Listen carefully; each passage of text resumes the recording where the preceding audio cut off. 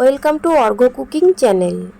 সবার প্রথমে এখানে আমি দুটো কমলা লেবু নিয়ে নিয়েছি, আর এই কমলা লেবুটাকে আমি ছুরি দিয়ে টুকরো টুকরো করে কেটে নেব।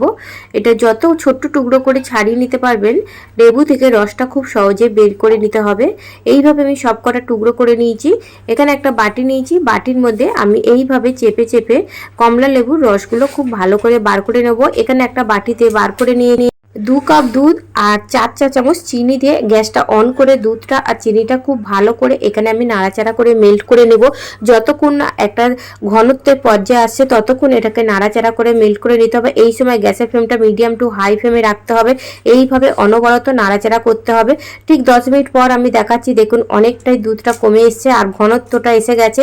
ঠিক যখন দেখবেন একটা স্প্যাচুলারের সাহায্যে এরকম টানবেন, তখন দেখবেন এরকম দাগ পড়লে বুঝতে পারবেন এটা হয়ে গেছে। এর ওপরে এবারে যে জুসটা আমি তৈরি করেছিলাম কমলা লেবুর, জুসটা খুব ভালোভাবে আমি মেল্ট করে নিয়েছি।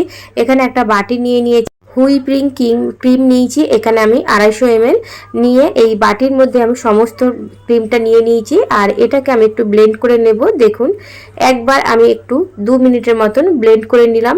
তারপরে এর মধ্যে যেটা দুধ আর কমলা লেবুর জুসটা আমি মিশিয়ে নিয়েছিলাম সেটাকে খুব ভালো করে দিয়ে আবারও এটাকে আমি একটা স্প্যাচুলারের সাহায্যে মিশিয়ে নিলাম।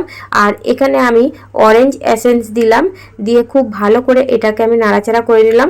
বাটিটা অসুবিধা হচ্ছিল বলে এখানে একটা আমি টিফিন কিনে ঢেলে নিয়ে আবারও এটাকে আমি ব্লেন্ড করে নিলাম। এখানে একটা কন্টেনার নিয়েছি, এবার এর মধ্যে সেটা আমি দিয়ে দিলাম।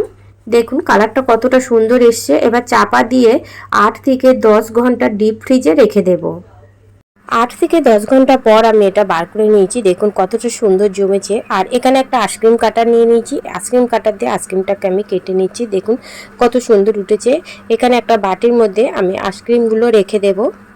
এত সুন্দর কালার আর এত টেস্টি খেতে লাগে অরেঞ্জ আইসক্রিম। আপনারা বাড়িতে আজই একবার তৈরি করার চেষ্টা করবেন। ভালো লাগলে অবশ্যই লাইক দেবেন, প্লিজ চ্যানেলটা সাবস্ক্রাইব করবেন।